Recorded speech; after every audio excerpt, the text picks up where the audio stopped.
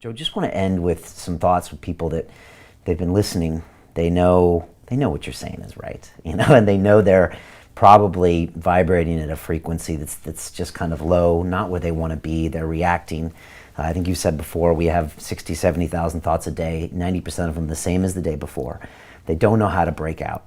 They're probably going to tune in for the pineal meditation. They might hit one of your events in the future, but what if they want to just try to take some action now? What do you tell people if a way maybe they can even peek through to the other side and say, wow, maybe this stuff is closer than I think it is, and then I can implement it today? What do you tell people to do? Look, this is really not hard. I mean, everybody that's listening or participating in this little live broadcast has done something great in their life. Everybody's done it. And when you make up your mind to be defined by a vision of the future instead of the memories of the past, all you have to do is make a decision just with a level of intensity that has such a strong amplitude of energy that in that moment your body begins to respond to your mind. In other words, the choice that you make becomes a decision that you never forget. It becomes an experience. And the stronger you have that emotion, the more you are going to pay attention to what you're focusing on in your mind. And now you're beginning to remember your future.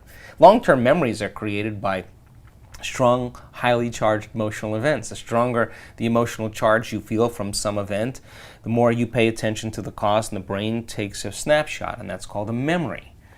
So then, how do you change the memory of the past? You got to start remembering your future, and you got to come out of your resting state, and that moment has to define you.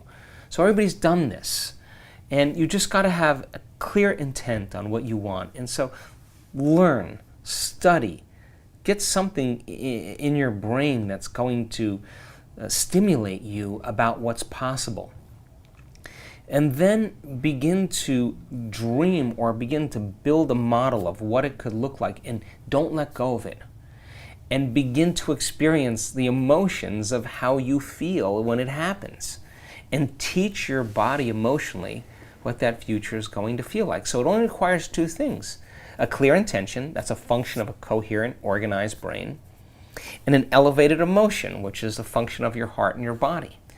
And when you combine those two, you're going to change your energy. And when you change your energy, you're going to change your life. But that's the start, because it's so easy to forget your vision. It's easier to forget it than remember it, right? It's easier to believe in your past than to believe in your future. It's easier to romance your past than to romance your future, or fall in love with your past than it is your future. But people who start falling in love with their future more than their past falls away.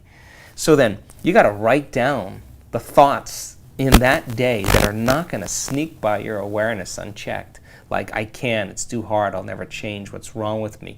It's my mother's fault, my father was an alcoholic, my ex was a whatever. You gotta be so conscious of those thoughts that you're not gonna let them slip by and go unconscious to them. You gotta decide what choices you gotta stop making.